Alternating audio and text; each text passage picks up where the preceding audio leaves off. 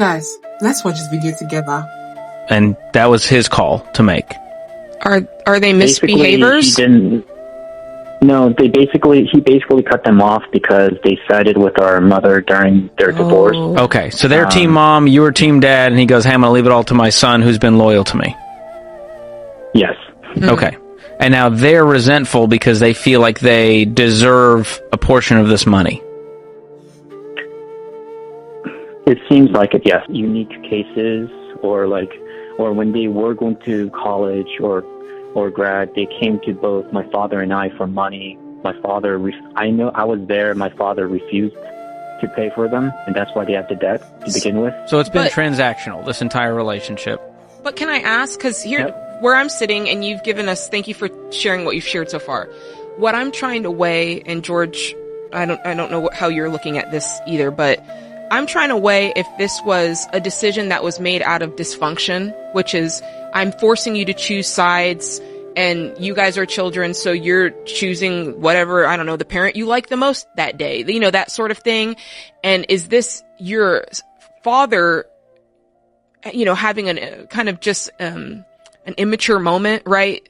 Or is this really a reason that is with good reasoning behind it of, hey, I cut them off because they were misbehaving in this way and they made these poor choices? Or is it literally just simply, I don't like your mother anymore and they like her, you're dead to me? So my mother had an affair. That's why they divorced. My sister sided with my mother because they liked the affair partner more. And I sided with my father because he was my father. Got you. Okay. So you can't see how they would stand by someone who would do such a thing, basically. Yes. I understand. Okay. I think you're going to be resentful if you give this money. And I'd rather them be resentful towards you than you be resentful towards them. Okay. There's no easy answer here. They're going to hate you. So, this is my hot take on this subject matter. Number one, dear children, please, as every day goes by, learn not to take sides with any of your parents. When they have internal issues that you're not fully privy to the details of the matter, please don't take sides. Choose peace over taking sides.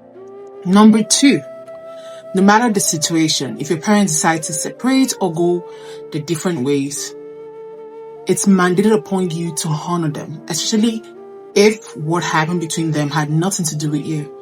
Honor both parents. If you're living with one, still show love and support to the other, right? Communicate. Try at least to form a relationship. Now, if this story is true and the girls actually knew that mommy was doing things behind closed door, this is what I would say. If you caught one of your parents is caught in the wrong, please, as an adult, be bold enough to address them respectfully about an issue that they may have done wrongly and foster the idea of reconciling. Reconciliation is possible.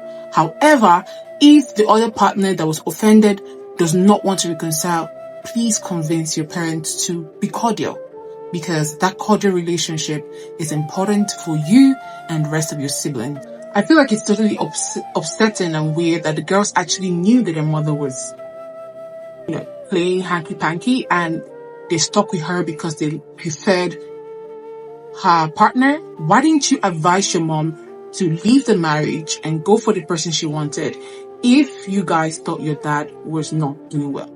He remains your father, right? It's better and honorable to leave the marriage and go for whatever you want than to stay married and do such things. At the end of the day, there's no amount of defense. There's no amount of ill-spoken things you can say about the man that would fly, because you are the one that stepped out on him. Another thing is that sometimes parents do this disservice to their children by feeding them ideas of what is going on and creating enmity between that child and the other parent. Please, parents, do not, I beg you in the name of God, do not weaponize your children or pitch them against the other parent. Allow your children to experience both of you for themselves and make their decisions. Kids, adults, children, This is the truth about the matter. Sometimes you hear about one thing from one parent. You're only privy to the facts, and that is knowledge of the situation. You might not necessarily be able to understand it. But however, if you have an understanding of the situation, take out time and ask yourself, why did this person do what they did? Were they limited in their understanding? Were they just messless? What is the reason why? Now, the wisdom aspect of things is people always confuse knowledge and wisdom to mean the same thing. You can actually be very knowledgeable and lack wisdom. So in this situation, the wisdom aspect of things would have been that the kids understand that they don't have a good relationship with their father. They probably prefer the other man who probably is now a stepfather.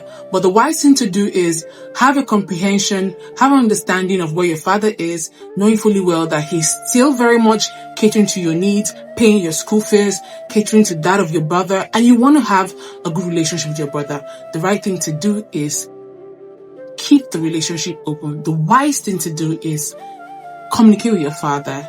Don't just call him just to ask for money, right? So I just think that the girls were not very wise, especially since they were still dependent, knowing fully well their mom could not provide them all that they needed. And as for the guy, this is my own advice. Give them half of their fees and let them go to their stepfather and get the rest. That's my opinion. Thank you.